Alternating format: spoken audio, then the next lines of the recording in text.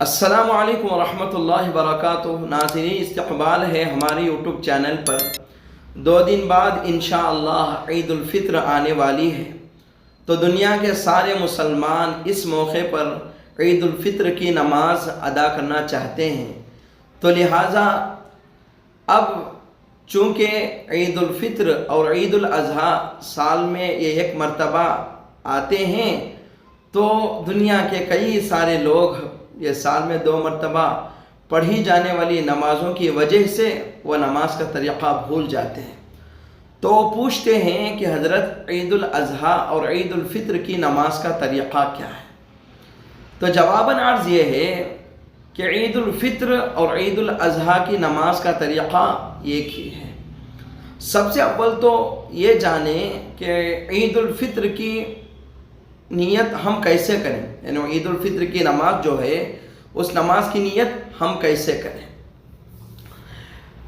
देखिए, नियत इस तरीक़े से करें कि मैं ईद उल फित्र की 2 रकात वाजिब नमाज 6 ज़ायद तकबीरों के साथ पढ़ता हूँ। मैं वास्ते अल्लाह के, रुख मेरा काबतुल्लाह की तरफ, ताबे इस इमाम के। अगर ईद उल अज़हा की नमाज है तो उसके लिए नियत यही होगी, लेकिन थोड़ा फ़र्क है। यानी ईद उल अज़हा की 2 रकात वाजिब नमाज 6 ज़ायद तकबीरों के साथ पढ़ता हूँ मैं वास्ते अल्लाह के, रुख मेरा काबतुल्लाह की तरफ, ताबे इस इमाम के। इतना कह लेना चाहिए। अब नमाज का तरीक़ा क्या है? नमाज का तरीक़ा ये है कि भाई जब इमाम अल्लाह अकबर कहकर रकात बांधें तो मुक़्तदियों को चाहिए वो भी इमाम की इक़्तिदा में अल्लाह अकबर कहकर रकात बांध ले। जिसके बाद सना पढ़नी है। सना पढ़ने के बाद इमाम साहब ज़ोर से 3 तकबीरात कहेंगे। जब पहली तकबीर कही जाएगी तो हाथों को कानों तक उठा ले जाकर छोड़ना चाहिए। जब दूसरी तकबीर कही जाएगी तब भी ऐसे ही करना है। जब तीसरी तकबीर कही जाएगी तो हाथों को कानों तक उठाकर छोड़ना नहीं चाहिए, बल्कि नाक के नीचे बांध लेना चाहिए।